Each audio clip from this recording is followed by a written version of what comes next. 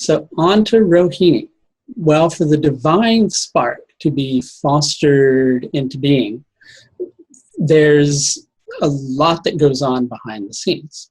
Let's take a pregnancy, for example, right? For anything to come into form, well, there's a lot that's going on within the womb before that person comes into being. There's a lot of changes that are taking place, and such is the case with the divine spark as well. Now, for all these different things that need to happen before something can be birthed, so to speak, basically, I'm trying to think of the right way to put it. Rohini is responsible for all these different changes. Rohini is responsible for fostering all of these different changes that need to come into being, right? A good analogy in terms of understanding what Rohini's actual function is looking at a particular mythological story about Balarama, who was the brother of Krishna. So basically, Devaki and Vasudeva, who were Krishna's parents, it was said that Devaki would give birth to a child that would kill a demonic king who was called Kamsa. And so what Kamsa did was he imprisoned both Vasudeva and Devaki. And as each one of their children was born, he killed off their children.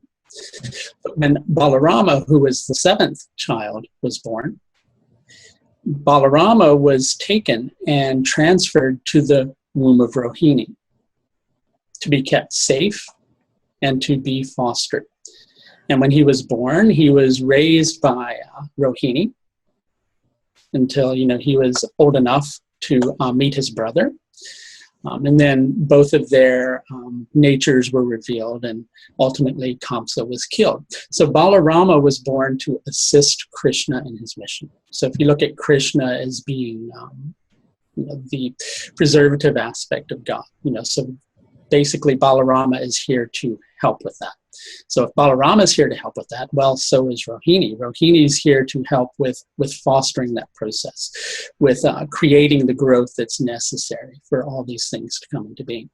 So in terms of the ruling planet with this particular nakshatra, if it's all about growth, well, for growth, we have to have the right consciousness with which to attain a good level of growth.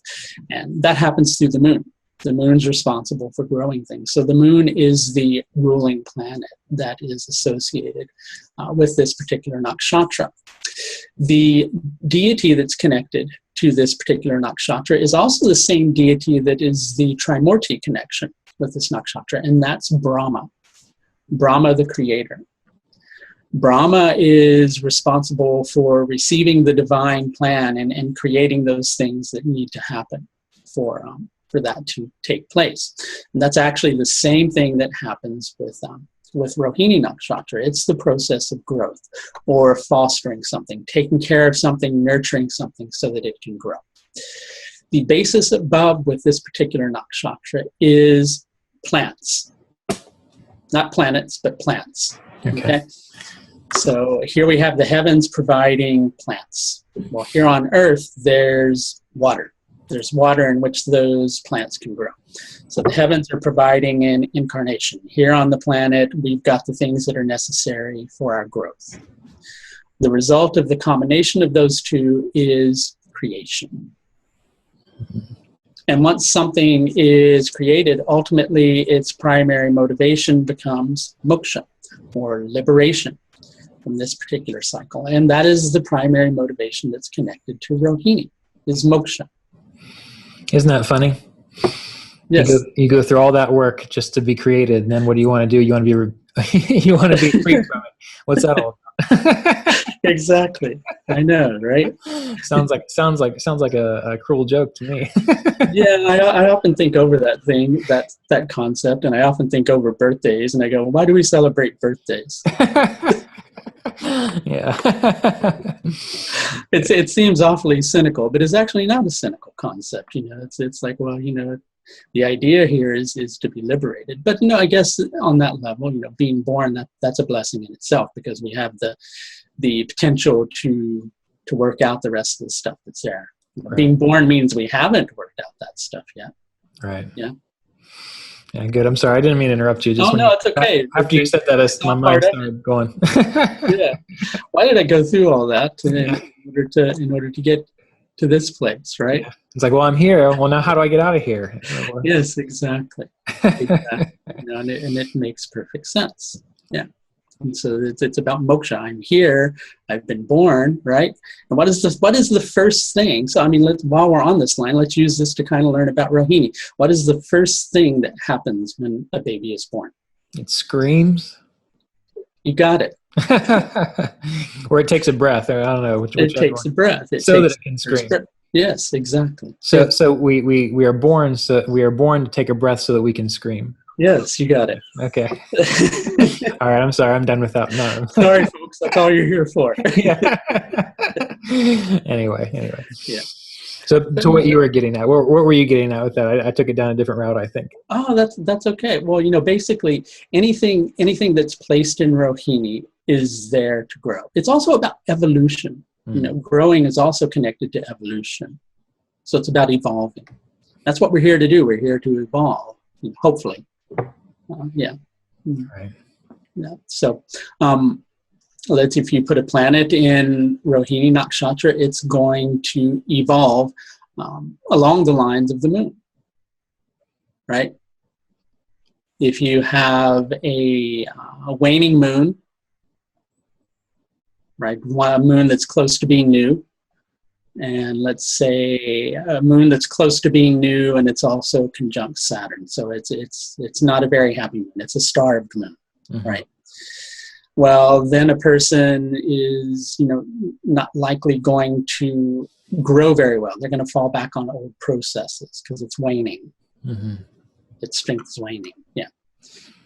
And positively, if we think about that, that might be encouraging them to spend more time looking for internal happiness versus happiness from external creation. Exactly, because you can have a waning moon and it's still very well supported. So that moon is positive, and yeah. Right. And then it would cause the very thing that you were just saying. Right. In alignment with Rohini. Because that's what the nakshatras do, is they're just here to grow our consciousness in alignment with the divine plan. If you look at the concept that the nakshatras are outside of our solar system, they're like a divine gift that's here to impart some very important information to us, to guide us along a certain route of evolution, so to speak. Right.